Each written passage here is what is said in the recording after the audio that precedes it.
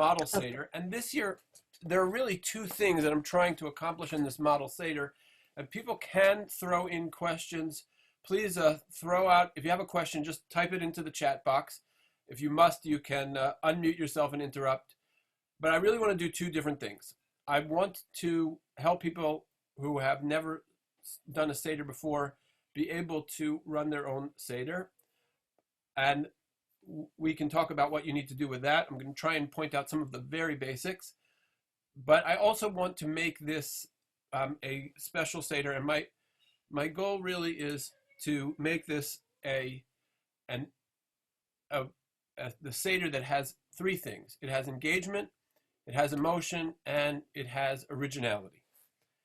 And so the first thing I'm going to ask is, I think Seders should be relevant, they should be current, they should be about what we are experiencing right now. You can make the argument about the Seder that there are two different kinds of ideas that are presented in classical understandings of the Seder. One is the journey from slavery to freedom. We're going from when we were slaves in Egypt to freedom. We appreciate freedom, national unity, the idea of the birth of a nation, all that very, very much, very central Seder theme. But there is an equally prominent Seder theme of feeling the hand of God resting on your shoulder. That it's the idea of hashgacha, it's the name Pesach means that God passed over my house, that I feel that God specifically watched over me at the Seder. I am not making this up, I am not inventing it. It is the name of the holiday, that you are feeling a sense of gratitude, a sense of the hand of God, the guiding force of God in your life. And so the question is it too soon? Is it too soon? When and how is it appropriate to discuss the virus as part of the Seder? So it is always a hard question to answer too soon, but I have an interesting precedent. Last year, I found a Haggadah. I actually ordered the Haggadah. I'll show everybody. This is what the Haggadah looks like. I don't know if Amazon.ca has it, but Amazon.com carried this, and I had this shipped to my brother. Jeremy, you can wave to everybody. He's actually on this call. It was shipped to his address, and he got it to me eventually. It's a very interesting Seder, the Haggadah. The reason this Haggadah I think is so unique is that this Haggadah was published in 1946, as you can see. Published in April 1946. You see here on the cover of the Haggadah, it's published in April 1946. And this is published, you can also see it's got the logo of the U.S. Third Army. And this Haggadah was literally published by survivors, and it had art that was woodcuts from a survivor who produced this art. And oops, hold on. Just learning the platform a little bit here. Here we go. There's the next slide. Now you can see in this slide, it might be a little bit too small for you to see, but I'll read it for you so you can see. It says, Shelo echad bilvad amad aleinu lechalotenu. For not one alone, not one enemy of the Jews stood against us to try and destroy us. And this is 1946. It's very hard to believe that people in 1946 were strong enough to do this. But you can see this woodcut here. This woodcut is a woodcut of a Nazi soldier. It probably is not a woodcut of the death camps. Maybe it's a woodcut of some of the open graves in Ukraine. Hard to know exactly what it is, but it's clearly the oppression that they had just survived literally appearing on the pages of the Haggadah, because they felt that the Haggadah was a text that they could use to process, to understand on whatever level. And the Holocaust is too big a subject. I simply want to point out that sometimes immediately as a group is in a tragedy, we can see that as they're in that tragedy, we can see that they are processing these things in real time. So here's another one, which simply says, Avadim hayinu lefaro b'Mitzrayim. We were slaves to Pharaoh in Egypt. And you can see that the picture here is a picture of the labor that was imposed upon the Jewish people.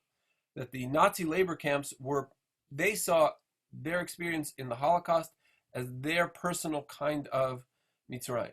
And so this says to me, you know what? The Seder is meant for us to personally process what is going on around us. It is not a foreign thing. It is not a crazy thing. And so I said, okay, let's actually try and do that a little bit with this Seder. So here, and this will be the last reference to the Holocaust that I have, and it's really just a precedent. If you look on your screen, you'll see that this text over here is a text that you can find that text in the Ghetto Fighters Museum in Tel Aviv. And it was written in Bergen-Belsen, and essentially says, before you eat chametz, you should say the following. And the prayer more or less says it says, God, we know that there's a mitzvah to eat matzah and not chametz, but we have no choice. In order to stay alive, we have to eat chametz. So before we eat chametz, we're going to say this prayer, and what the prayer says is that even though we're eating chametz in observance of your commandments. What commandment tells you to eat chametz on Pesach? There is a special mitzvah to keep yourself alive. The mitzvah, and it specifically quotes those mitzvot. Those mitzvot are v'chai bahem, and you shall live by them, and mishmartim la'od et nafshotechem, and you shall certainly guard your souls, to keep them alive. So what I did was I said that's a precedent for when you have a Seder where the mitzvah of keeping yourself alive is more important than any of the mitzvot of the Seder. This year we've been instructed to not have guests at our Seder because we have to stop this virus. Thousands of people are dying. Hundreds of thousands are dying across the world. And in order to preserve life, we have to have a Seder without guests. And so thank you, by the way, to Tony and Ruth David, who helped me with the Hebrew on this. But also to,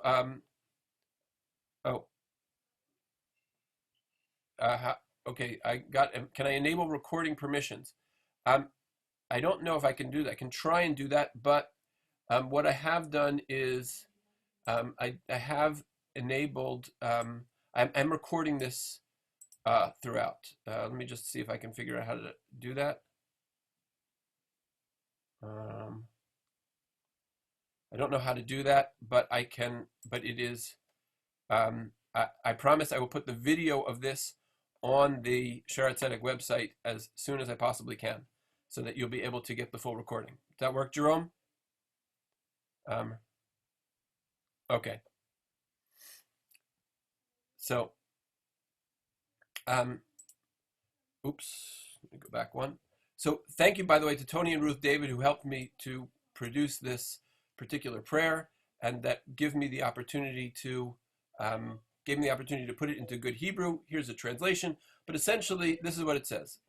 Our Father in heaven, it is known that we desire to fulfill your will and observe your commandments in the Passover holiday by holding a Seder and inviting all those who are hungry to come and eat and to share the Seder table with us. But our hearts are pained at the outbreak of this virus, which prevents us from inviting guests, and we find the need to isolate ourselves and forego company of others to save lives. We are hereby ready to fulfill your commandments, and you shall live by them and not die by them, and to observe the caution of guard yourself and watch your soul, your life very much. Therefore, our prayer to you is that you keep us alive, sustain us, and redeem us speedily so that we observe your laws and fulfill your will and serve you with a full heart. I think this is a very beautiful way to manage the fact that we will not have guests. Okay, moving forward to our... So the beginning of the Seder is Kadesh. So Kadesh is the Kiddush. That's what we do at the very beginning of it. You do this on a cup of wine. You follow the text of the Haggadah. And just I want to make a point of note on this particular part of the Seder. What is that I want to say? Is that the blessing at the end of the Kiddush is Shechianu v'kiyamanu v'higianu lazman hazeh. And we shouldn't lose sight of what this really is saying to us. Because what does that say? It says essentially this: thank you, Hashem, for keeping us alive and preserving us and bringing us to this moment. I think that is a very, very, very strong bracha. You should not let that bracha go through your Seder without calling attention to it, without saying, this is what we appreciate. We appreciate that there are places in the world where people are literally hanging on by a thread, that there's a really great epidemic, and this idea that we are safe in our home and able to live this moment, even if we are distant from others, is very, very important. Okay, moving along. Orchatz, washing of the hands. I'm sure everybody by now has seen the Seder meme that's going around that says this year's Seder, and it has orchatz, washing the hands, in between every single part of the Seder. Yes, it's cute. I invite everybody to make all of their hand washing jokes right now. I expect some groans. Fortunately, everybody's muted, so they're not groaning at me. But that is, it's been a part of the Seder for a long time, so enjoy. Karpas is the next part of the Seder. We dip the parsley. Some people do celery, potatoes in salt water. I'm going to tell you though what I'm going to use this year. You ready? Here it goes. Now I'll let you unmute yourselves. Why can I use a banana for my karpas? Wow. Silence all around. Are you going to eat the skin instead of the inside? Oh, look, I'm not in that much slavery at this point in the Seder that I have to eat the peel. When we had is it a green vegetable? No. Well, it doesn't have to be a green veg. It doesn't have to be a green banana either, although that would be cute. Okay. When we had Rabbi and Mrs. and Dr. Blau over the summer, so they taught us that there was a time when people were thought that bananas were such a fruit and they grow from a sort of a tree that you have to make a borei pri ha'etz on them, the blessing of a tree. Well, bananas don't grow from an ordinary tree. It's a tree that pushes its stalk up from the ground every single year. And so therefore the blessing on that was borei pri ha'adama. So since the blessing on that is borei pri ha'adama, you can use it for your karpas. Now the reason I love that for karpas is that that's a surprise. Nobody ever thinks, when you've seen a Seder plate, you have never seen a banana on a Seder plate. The entire point of this section of the Seder is to get people to ask questions and say, you're crazy, you're wrong, you did it wrong, and to start the juices flowing of the discussion that is meant to be the Seder. So my suggestion for you this year, make this the first year of the banana Seder. And you can think of the banana peel as the mask that we all might be wearing, but really the fruit is on the inside. Okay. What about dipping in salt water? What's that? What about the dipping it in salt water part? Oh, of course. You have to dip it in salt water. So yes, you wash your hands. You wash your hands. You take the banana, or if you're a dogged traditionalist, your celery, your parsley, you dip it in the salt water, you make the blessing of borei pri ha'adama, and then you eat. But I'm told that salted bananas are actually quite delicious. But I will wait for you to email me after Shabbat to know how that is. Okay. Are you sure this is not a Seder for monkeys? Well, I guess that all depends on how well you can control yourself. Okay, the next part of the Seder is yachatz, which is breaking the middle matzah. So what you're going to do at that point is you are going to take the matzah, you hold it in two, and you break it in half. And then you have this declaration, this is the bread of affliction, which our forefathers ate in the land of Egypt. And then the instructions are you take the larger half and you put that away. That becomes the afikomen. And everybody gets so distracted by the hiding the afikomen that they forget what really that's all about. Why do you put away the larger half? Because it's a form of rationing. Poor people ration. People who live in scarce conditions have to plan, right? I will confess my own sins. The saddest thing is how much food I throw away every week. You know, the Shabbos food doesn't always get fully eaten, and then it sits in the fridge, and my kids don't like leftovers. And so we throw away a lot of food. And that is a luxury that our society has. People who come from poorer societies, they don't throw things away. Ask your nannies and people who are caregivers in your homes who have come from poorer countries, if they have, their reaction to looking at how much food gets thrown away. I can tell you that the ones that I've worked with are horrified by the way that we handle our food. And so poor people save food. Now here's where this is going to come directly into your Seder. Because the matzah is a very interesting symbol. Here, I'm going to do a little audience participation. So at the matzah at the beginning, we say this is poor man's bread. How is matzah described at the end of the Seder? What do we call it? What is it a symbol of? Matzah Shira. Okay, so Hodi, I think that was Hodi. How is it Ashira? What makes it Ashira? What do we say it is? In the Rabban Gamliel section, at the end, we say the matzah represents what? Why do we eat matzah on Passover? The bread of affliction. No, bread of affliction at the beginning. This part is the bread of affliction. Salvation. Right, how? How the salvation? Well, we got out of Egypt, right? Because the dough didn't have time to rise, right? The dough didn't have time to rise, so we had to speed out of Egypt. We didn't have time for it to rise, right? So it becomes a symbol of the freedom. It comes the symbol of the fact that we took the express train out of Egypt. So it is a transformative symbol. It goes from, it's the same bread on the table, but it goes from a symbol of our affliction to a symbol of our freedom. So here's where I think this is a very powerful thing. So going to another one of my favorite memes. Maybe you've seen this one. How do you wish to pay? Right? Toilet paper, Visa, or MasterCard. So toilet paper has been the unfortunate poster child of scarcity in the supermarkets. And the idea here, though, is, as much as it's a joke, I think that there's a really important lesson. And that important lesson is that when we come up against scarcity, it gives us a whole new appreciation. That just like the matzah, scarcity leads to insight. It creates a whole freedom of its own. That, there are people who grew up in harsher times. One of them said, I don't know what you're all fussed about. We used to use newspaper. And others have presented different solutions. But the idea that we might not get every product we need in the supermarket means that we learn that we can make do with a variety of the bounty that really is in our lives.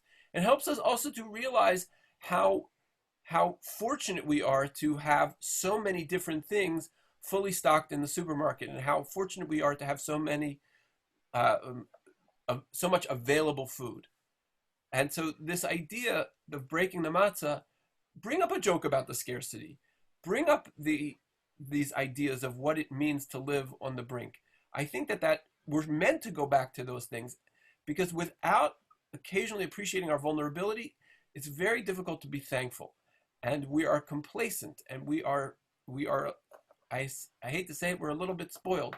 And so this gives us the opportunity to use the Seder to pull out of that shell a little bit. Okay, so we started off with the Kiddush. That's the first part. The second part is washing the hands. Then the third part is breaking the middle matzah. And then we go to the Magid. Now, here, the one thing I want to tell everyone is that Magid is, you don't have to say every word of the Haggadah. I'm going to, 1 second. You don't have to say every word of the Haggadah. You can say the parts which are most important. And I want to share with you I thought I had it on a, oh, here we go. I want to share with you, this was a joke from earlier, but here, this is the Seder primer. Oh, actually, take here. This is the Seder primer from Sharat Tzedek. I have this on the website. I'm going to post the link into the chat so that everyone can see it. And then in just a moment, I'll post it there. what it does is, if you look, this it shows you what, by a rating system on the right hand side. 1 is the most important, 3 is the least important, 2 is somewhere in the middle, and this little chart will give you the sort of the cheater's guide for what is the most important. Now, the truth of the matter is, we all have more time on our hands than we ever have before, and Seder should be less intense than it has been previously. But this guide will let you know which parts of it you absolutely need to say and which parts are a little bit can be skipped if you're going to spend more time in depth in other sections of your Seder. Okay, let me go back to my slideshow. Okay. But Magid, this is our job to tell the story. This has the 4 sons. This has the we were slaves to Pharaoh in Egypt. If you don't know why this night is different than all other nights, I can't really help you, because this Seder is going to be different than all other Seders. But I have come up with a couple of things that you can do that I think will help to forward my goals. And my goals were emotion, and going back to that slide, my goals were emotion, engagement, emotion, and originality. And so when we get to engagement, emotion, and originality, what I want you to do is I want you to at least consider playing this game. So this game is, since we don't have guests at the Seder, I want you to imagine you brought a mystery guest. Maybe each person brings a mystery guest. And the theme of my mystery guest game is famous prisoners. Now, you can take many different interpretations. Anybody, I'm going to play the game. You can unmute yourself. Anybody know who that is? No? Is that Elie Wiesel? No, that's not Elie Wiesel. That is not Elie Wiesel. That is, just seeing if anybody, oh, Glenn Bullard, of course. Or it could be Shelley, I'm not sure. Alexander Solzhenitsyn. Correct. Okay, you ready? Let's keep playing. Well, okay, why would I choose him as my Seder guest? Famous prisoner. Right? He's a political prisoner. He spoke out. Who's that? Sharansky. Very good, Sharansky. I think it should be obvious why I chose him. And by the way, so I was trying to get away from the Russian theme. This one's a lot harder. This is Rabbi Meir of Rottenburg. He was imprisoned by Emperor Rudolph II in Ansheim Tower, and he was held as ransom for the Jews to pay taxes. Not only was he held for 7 years while at the end of his life, he was held for another 7 years in the ground. And he was not released to be buried in a Jewish cemetery until a wealthy Jew redeemed him. And the Jews, by the way, were willing to pay his ransom. However, they said to the emperor, this is a ransom for the rabbi. It is not a down payment on the taxes. And the emperor said, no, it's a down payment on the taxes. And in that negotiation, Rabbi Meir of Rottenburg was left a prisoner of the emperor. I couldn't resist. This is both funny and true. This was originally in Hebrew. I'm not sure you can read it, but it basically says, how are we going to get out of isolation now? And it basically reflects the fact that because we're in this scenario, we're eating more and exercising less. So you might want to reach for the elastic waistbands. But the idea here is that's obviously the joke. The seriousness is that we will have a new appreciation of slavery and freedom as part of this. And then this is my last prisoner. Anybody know who that is? Rob Lowe. No, it's not Rob Lowe. Maybe it's a bad picture of him. Robert Downey Jr. Robert Downey Jr. So why did I put Robert Downey Jr. with all of these famous political prisoners? Comic relief? He was in prison for drugs, wasn't he? He was on trial for a murder, but he is a famous, on all the lists of famous celebrity addicts, he appears. And so you can work with this, because there are many who have interpretations at the Seder where you basically say, hey, there are people who are slaves to all sorts of things. One of them could be substance abuse.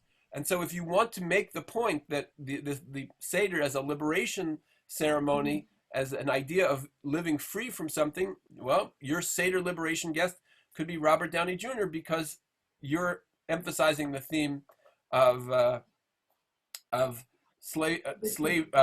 substance abuse as slavery. Shelley Carroll couldn't make this, but I think she would be very proud of me for putting this up, because she runs the JACS, which is our society for various Jewish society for various addiction issues within the Jewish community. What's that? JACS. Jewish Addiction Community Services. Right, Jewish Addiction Community Services, JACS. One last, well, so I throw this out to the group. Who are some of the other people that you might put who would be your prisoner guests that you would bring to the Seder and have people guess about? You can throw it into the chat or unmute yourselves. The Alter Rebbe. The Alter Rebbe, okay. Okay, very good. The Alter Rebbe, the first Lubavitcher Rebbe, who was in prison because there was infighting amongst the Jews, and he was informed upon, and that's a very important story. Good. Myra Adram, Ida Nudell. Myra, why would you choose her?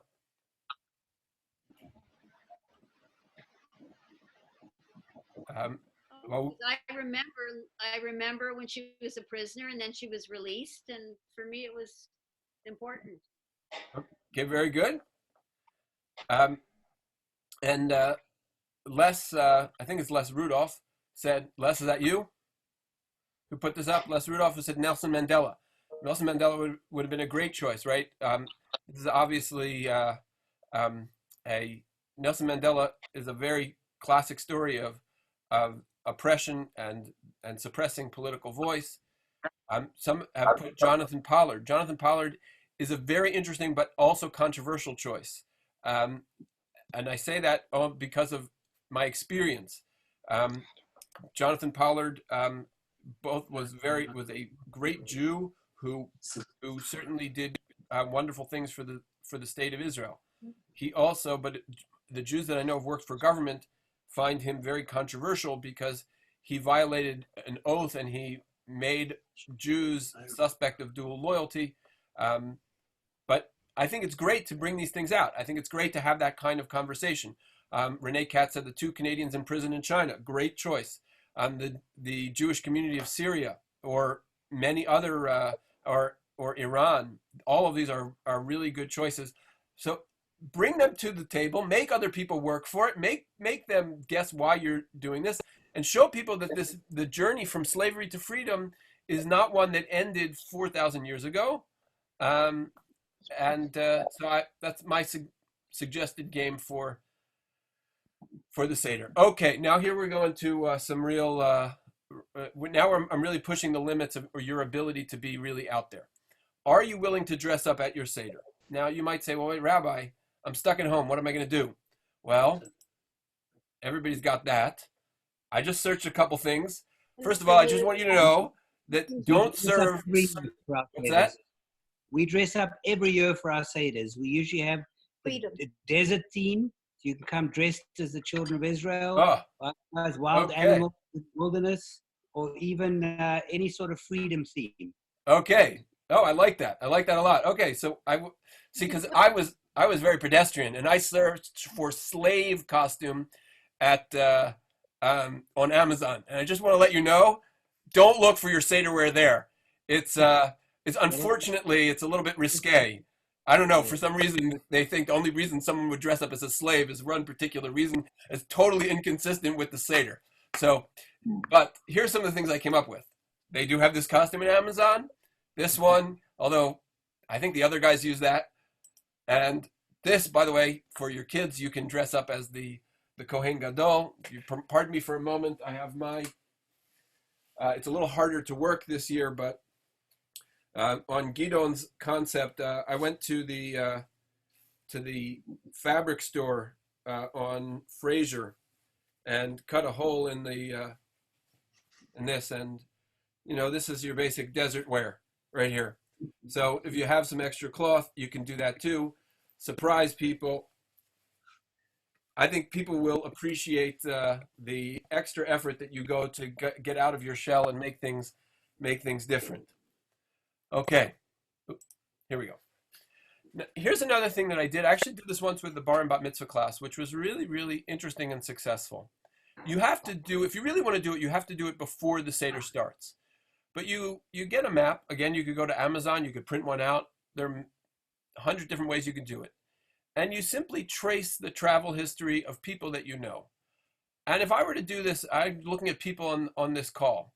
You know, I know there are people on this call who started life in Baghdad. And I know that there are people in this call who started their life in South Africa. And there are people who started their lives in places in Europe. And people whose ancestors come from Russia, Lithuania, Amsterdam, Chile. You could really, the Shara Tzedek is beautiful in that way because you can trace so many different places. But the Seder is in many ways, it's about this journey. It is about the journey. And the Seder for us, it's a journey from slavery to freedom. But I'll ask you this question. Is the Seder a midpoint or an endpoint? Midpoint. Who said that? I did. You said it's an endpoint? Midpoint. Midpoint. So you can make the argument either way. It is the endpoint because it is slavery to freedom. There's also a midpoint because what do we say at the end of the Seder? Next year in Jerusalem. Next year in Jerusalem. Mashana haba b'Yerushalayim. And so it recognizes that we're still trying to move forward even more. And so the idea that we're still on this journey, the idea that God has guided our lives and brought us to a place of security and peace, that we now have the land of Israel, all of these things are really beautiful things that you can bring into your Seder. Okay, here's where we get really deep into some of the current events. You could pose a difficult question. On all other years, all other nights, we made light of the 10 plagues, myself included. We used ping pong balls, finger puppets. I have asked children to jump up and down and pretend to be frogs. And we sort of make light of these ideas. But this year, I think we understand that we're living inside one of the 10 plagues. And I don't know about where everybody's consuming their news. I'm sure everybody is consuming news. And I saw a meme that sort of made fun of how now we're all learning to read logarithmic graphs. I'll tell you where I started consuming my news. I belong to a rabbinic chat group that deals with various halachic issues, and I started to see people talking about closing down shuls in the East. And that's when I said to myself, I don't want to wait for British Columbia to get as bad as New York before we shut down the synagogue. And so we were able to sort of time lapse. We were able to look into the future and see what's happening. But it still remained a bit of an abstraction for me. This morning, I tuned in. Sometimes I listen to the New York Times, has a podcast called The Daily. And they tell the following story. They tell the story of this man named James Chai. This is his picture. He's the first coronavirus patient in New Jersey in the United States. And he talks about it, and you can, if you go to, just Google the New York Times Daily, you can listen to this. It's a free podcast. And he talks about, as a 30-year-old physician's assistant, his heart rate starts to go up. He has trouble breathing. He says he feels like being underwater, and you have to come up and gasp for breath. The panic of not getting enough oxygen is another thing he describes. And he then talks in medical terms, and he says, I was beginning to daily desaturate. And so, you know, when sometimes you're in the hospital, if you visited a patient, they have that little clip on the finger with a real red light, and they're hooked up to a monitor. It says oxygen saturation. So for most healthy patients, it says 99%. And you can imagine somebody who knows about this starting to see that his oxygen is desaturating, and he feels like he can't get oxygen. And then at the same time, and this is the part which sort of reminded me of Pharaoh, is the hospital has no experience with this. He's the first patient in New Jersey ever to deal with this. They just think it's like another flu. And he was born in China, and he has contacts with many people over in in China, and he's giving real-time advice to his medical team based on what he's gotten from China. And what this said to me, and I would choose your own story. There are going to be many of them out there online, but what we learned from him, or what I learned from him, is how scary this disease is. And so being in the middle of a plague, it's not jumping frogs. It is a scary business. And this is what he looked like in hospital. And there are many different times when the Haggadot of old used art or visualization to show you plagues. I don't know whether you can see this particular graphic that well, but you can see that there was an attempt in the art of their time to sort of depict the terror that goes along with them. And I think that it's worthwhile for us to reflect on how this situation is teaching us something really different, and that it gives me at least a whole new window. I feel like I have a whole new reality, like I've been a child my whole life, and I've woken up at this moment, and to use this moment as a way to understand that there but for the grace of God go I, and that's a lesson that I want my children to appreciate, that certain thankful for every day. And there are many people in our community who have parents or grandparents living far off, living close by. They can't get to them, and it's a very difficult situation. And it just gives us a real appreciation of what we need to be thankful for. Okay, this is a very interesting piece. There's an exercise that is developed by the Hartman Haggadah. I don't know if it's David Hartman who wrote this Haggadah. This is the Haggadah. It's called, trying to get the glare right. Oh, here we go. So this is the Haggadah. Actually, this is the front of the Haggadah. It's called A Different Night. And what's nice about this is that even though this is, you probably can't get this Haggadah in time for Pesach, you can go to the website that has all of this information. What I want you to do, I'm going to do for a second, is I want you to look at this graphic. This is a graphic of the art of the four sons. And this is a nice game to play. Is if you get a bunch of different images and you figure out, okay, well, there are these four sons, but what makes the wicked son wicked? Now, the text gives us some ideas. The wicked son is challenging. He's rejecting tradition. But what does he value? So I put up what I think is one of the most interesting slides. I don't know if you can see from here, but look at what the wicked son is associated with in this Haggadah. Can you see? Yeah. What is it?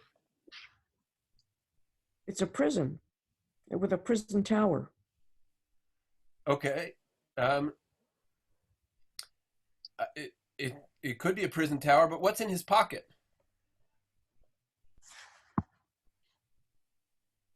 I think that this is, I don't know if it's a prison tower. It might be that this is, his images seem to me to be industry. Or maybe it's early Yishuv stuff, because there's an Israeli flag at the top. Maybe it's people who came and were prohibited from harvesting the land. Maybe here's another one. How do you like this? Here are your four sons, right? So there are many other very interesting images. I just picked these. I like the fact that here the boxer is the wicked son. If you look on the bottom, there is a oops. Let me just pull it up. I think I'm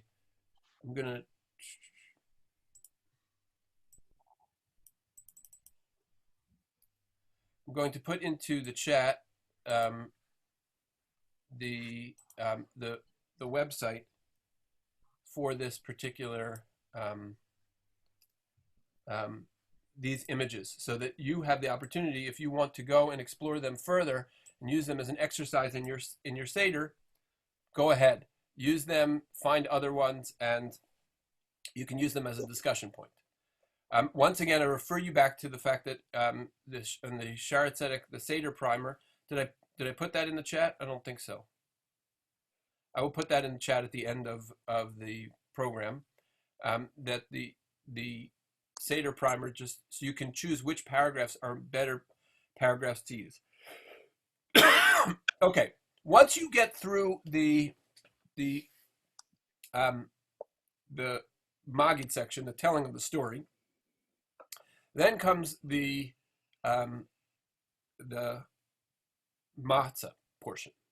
The matzah portion is a little bit tricky. How many matzahs do you have? 3. Richard, I heard you. What'd you say? 3. 3. 3 matzahs. It's really not 3. It's really 2.5, because you've broken one, right? Right, yes. So the way it works is like this. Pretty simple. 3 matzahs, you're holding them, you make the blessing of hamotzi, because you always have 2 full loaves when you make hamotzi. Then you put the bottom one down and you make the blessing of on the matzah. There's a specific blessing on the matzah. It's printed in your Haggadah. By the way, in our special Passover primer for this year, we put in a link to a text of a Haggadah if you don't have one in your own home. And you make the blessing on the matzah, and then you lean. You lean to the left as you eat the matzah.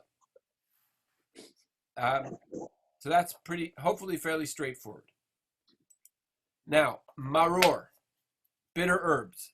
I put this up here because I thought it might be possible that people are going to have trouble getting horseradish. And there's a very big debate about horseradish. Essentially, only Jews that lived in countries that did not have spring before Passover ate horseradish. Places like Lithuania, Latvia, Moscow, those were where the rabbi said you eat horseradish because it could stay in a root cellar. But horseradish is not bitter, it's sharp. Lettuce is bitter. Now, a lot of people eat romaine. Romaine lettuce is a lettuce that was cultivated to be sweet and not bitter. This is my suggestion here, radicchio. It's bitter, it's fancy, it's easy to check for bugs because it's a tight leaf lettuce, and I think this is the best thing to use for your maror. And it's also easy to find, and it's carried in almost every supermarket, and if you use Encarta or some other delivery service, this is going to be relatively easy to get, easy to use, and that's my suggestion for the maror. So this is my last thing to present to you in the Seder is the following. Okay, Ruthie Axelrod pointed out also escarole, chicory, dandelion, those all work as well. You could also use, so the thing about, all those work, endive as well, arugula, all of those work as well. For your arugula is a little bit sharp, but they're all in the same family. Okay, this more or less ends the Seder. I'm just going to have one thing. On the second night of the Seder, you start by, there's a blessing called, a ritual called Sfirat HaOmer, counting the Omer. And it dawned on me the other day. I was just finishing a book about Churchill during the Blitz, and the book often took from contemporaneous records, one of which was that the British government during the Blitz had people diarize throughout the war. They wanted to know what people were thinking. They wanted to measure the morale of the people. The book is, by the way, called The Splendid and the Vile. And I thought, if we're going to be in this for the next 2 or 3 months, it might be worthwhile to start diarizing and marking time, which I hope to do at some point, actually, because every week seems like it's different. But I also realized that if we know we're going to have 3 months, so it'd be wise to use these months properly. And so I would suggest that, and I'm hoping that we'll have opportunity to devise a little bit of this. I'm not sure the synagogue is going to be able to lead this, but there are other ways to do it independently. But you could say, okay, well, let's say we're in this for the next 90 days. Well, in 90 days, maybe I could learn Hebrew in 90 days. Maybe I could finish 90 chapters of the Bible that I've never known before. Maybe I'm going to sign up for Rabbi Fettergren's Talmud study. We could say that we might be stuck in a very odd situation for a period of time, but we might be able to delineate a certain kind of progress. And one of the things about counting the Omer is that it marks time as an opportunity for progress. And that might be something which is a really beautiful lesson to come out of the Seder and to be prepared already on the second day of Passover. Maybe you'll download your first Hebrew lesson in print. Maybe you will have your first chapter of the Bible ready to study. But that's an opportunity for us to get started and to start to mark that time and to see it as progress. So now I want to just open up the floor for questions. Please unmute yourself or just type something in the chat. If people have questions, it could be anything from how do I make this kosher to anything else. Rabbi, can I ask you a question? Yeah, sure. It's Natalie Weisen. Hi, Natalie. Hi. I have a question about our family abroad who we normally see for Passover and doing the Seder, via Zoom again. I know that you're not supposed to have any electronics on, but if it's on before the Seder, do you think that it's okay to do that in the spirit of the holiday, or is it just forbidden because it's electronics? Okay, so I'm glad you brought that up. There was a psak, a religious opinion, a legal opinion that was put out, and I'll emphasize this, by the Sephardic rabbis of Israel. So the Sephardic rabbis of Israel said that they thought that it was permissible to do a Zoom Seder. The Ashkenazic rabbis almost exclusively said they're not in favor of that. And so here's what I would say. I have a couple things to say about that. Number one is connecting with family, especially those back east. I would suggest do it. Run a pre-Seder get together, sing Dayenu, share insights of the Torah, play some of the games that I suggested, figure out things that share old pictures of old Passover preparations of your Seder table of years past, whatever. But the problem with the Zoom Seder is that once the computer is open, it is really hard to say, well, it's only open for Zoom. It is a floodgate that I think that is very dangerous to play with. And so I think that the Ashkenazic rabbis, there are technical reasons why each one falls on different sides, having to do with whether or not you're allowed to turn on a light switch on Yom Tov. That's a separate question, but which dovetails into this. But I am not advocating for that Sephardic position, and I think that we have to find other ways to connect. Rabbi, can I make a suggestion? Please. My elderly parents will be alone in Ra'anana for a Seder, and my mother has just said to me at 83, she's going to get a chance to sing Manishtana for the first time in many years. So we worked out that their Pesach comes in at approximately 6:30 their time, which is 8:30 in the morning our time. So we're planning to, at 5:30, an hour before, which is 7:30 our time, have a run through of a Seder, kind of a pre-Seder Seder with our kids who are 3 hours ahead of us, and the 2 kids and 1 kid is in Israel. So we're planning to have a frame family pre-Seder Seder about an hour before their Pesach actually starts. Make sure you record it. I beg your pardon? Make sure you record it. You don't want to see us dressed up on our own. It Oh. might be a bit. It might be a bit Come on. crazy. You know, Gidon, Okay. please God, one day you'll have grandchildren and they'll want to see it. I'm sure. They probably will. They probably will. If we Most can peop- do it on most Zoom and people love to record, come to our Seders because we kind of wild. yeah, we All get a right. bit wild, but that's okay. But this is how you can do it in different time zones, Especially Yeah. if you've got 4 glasses of wine. and you can do it before. And there's nothing wrong with having a pre-Seder Seder. Oh, very nice. Very nice. There are other Seders that are sometimes very nice to do, which are women's Seders. Oh, okay. Which I are assume now that those are much done, popular those are too. sort of like, right, I've also heard of man seders and chocolate seders.